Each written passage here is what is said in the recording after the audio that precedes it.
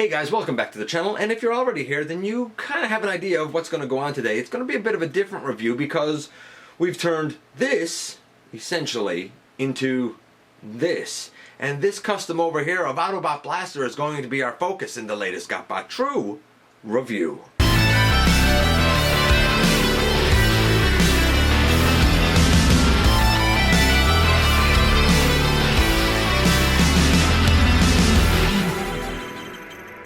Hey guys, welcome back to the channel. I'm so happy to see you again. I hope things are going well in your part of the world.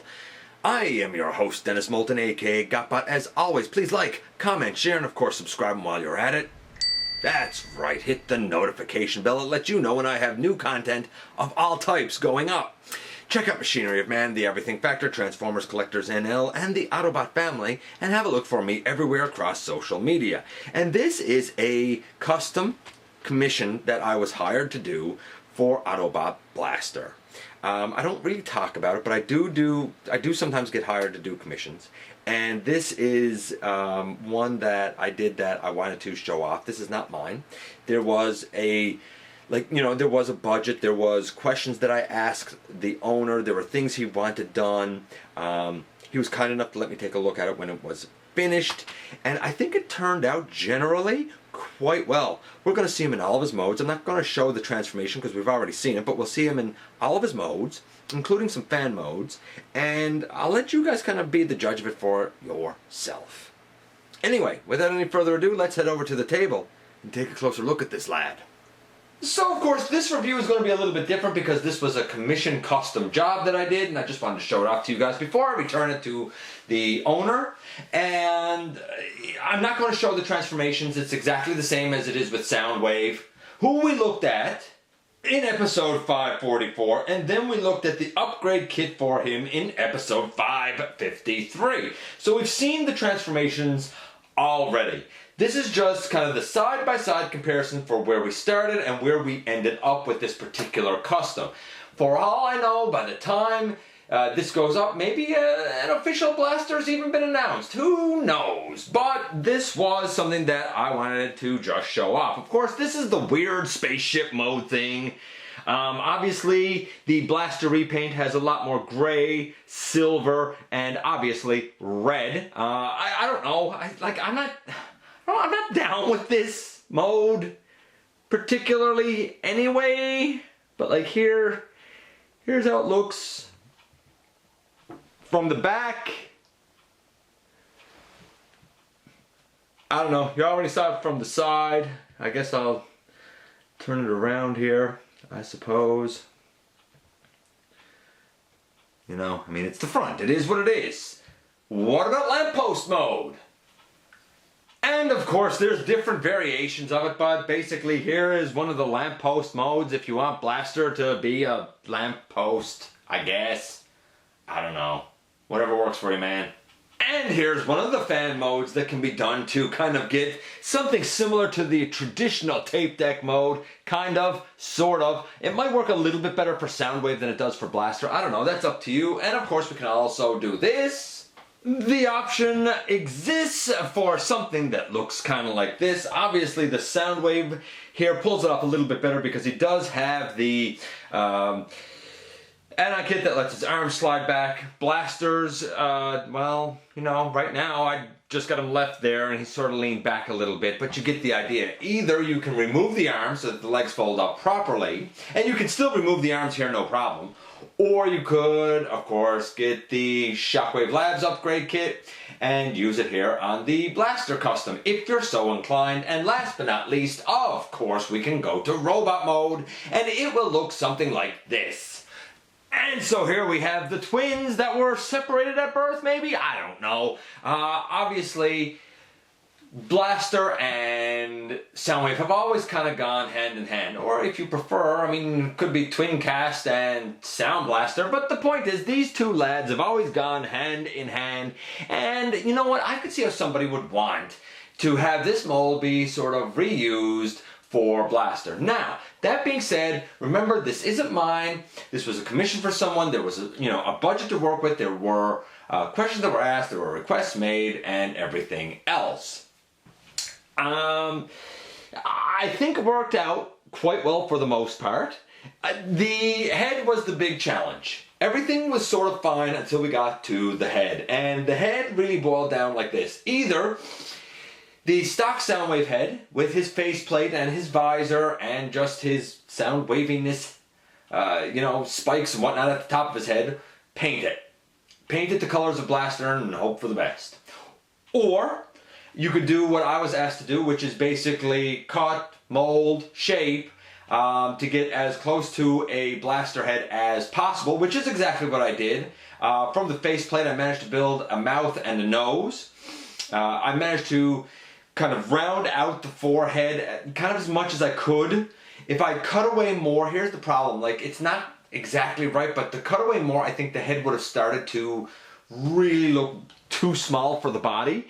Ideally, what would really work with a custom like this would either be to use, say, the spearhead from a Fall of Cybertron blaster, maybe, and paint that. Or get something that's 3D printed if you have access to that and the materials, and either you have the design or you know how to design it or something like that.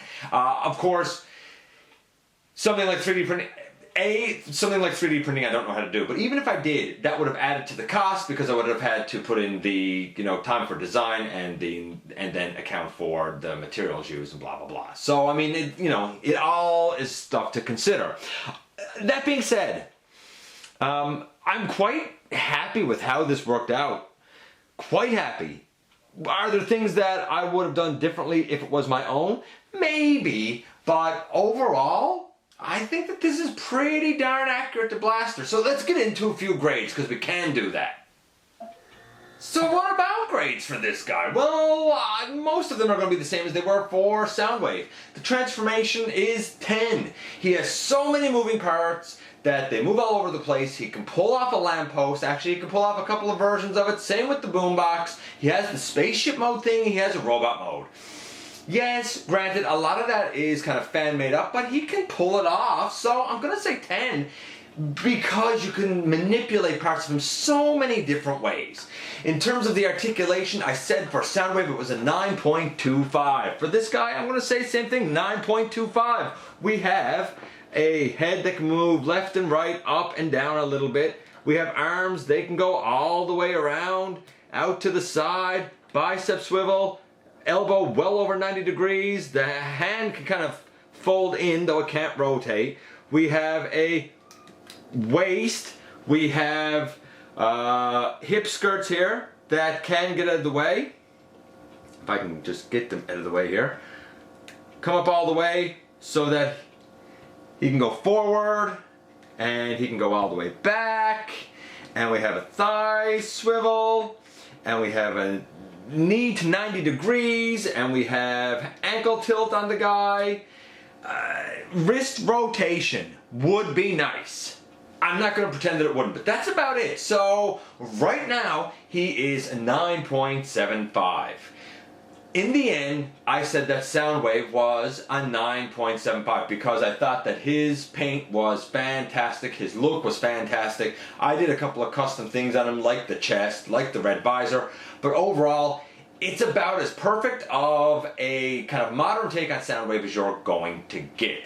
In this case, for Blaster, honestly, I think from the neck down, it's a solid 9 for sure. Granted, the little red spots should be closer down by his ankles. There should be, these black rectangles really should be black circles, but I used the molded in detail that was there as much as I could. It's definitely a 9.